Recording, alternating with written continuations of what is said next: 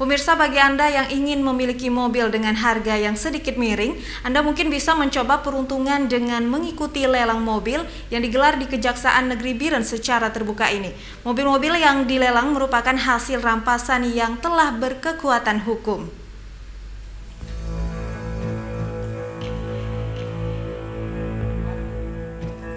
Pelelangan mobil hasil rampasan yang telah berkekuatan hukum tetap di Kejaksaan Negeri Biren resmi ditutup pada Selasa 15 Februari 2022. Sedikitnya ada 6 unit mobil barang rampasan negara atau BRN yang dilelang dengan harga bervariasi. Di antaranya 3 unit mobil Jazz, 2 unit Toyota Celica, dan 1 mobil Honda CR-V. Menurut peserta lelang, sistem pelelangan yang dilaksanakan Kejari Biren sangat terbuka dan fair. Peserta lelang atau calon pembeli bisa melihat langsung prosesnya. Alhamdulillah, satu unit yang kita menangin CR-V 2014. Dari mana aja, Bang? Jadi langsung ke sini ya? Iya, sudah. Kita cek dulu unit, setelah itu baru kita tawarin.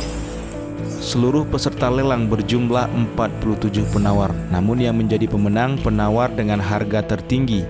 Pemenang lelang harus melunasi harga mobil terlebih dahulu, kemudian baru bisa mengambil unit. Jika tidak melunasinya, maka akan dibatalkan dan uang jaminan yang sebelumnya sudah disetorkan akan hangus dan langsung disetorkan ke kas negara. Ada 6 unit mobil yang dilelang secara terbuka. Tadi sudah dilaksanakan tepat pada pukul 10 dan berakhir pada pukul 11.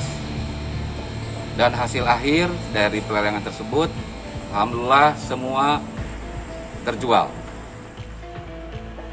Lelang mobil mewah melalui Kantor Pelayanan Kekayaan Negara dan Lelang atau KPKNL Losmawe, Kejari Biren mengumpulkan uang 1.034 juta rupiah lebih.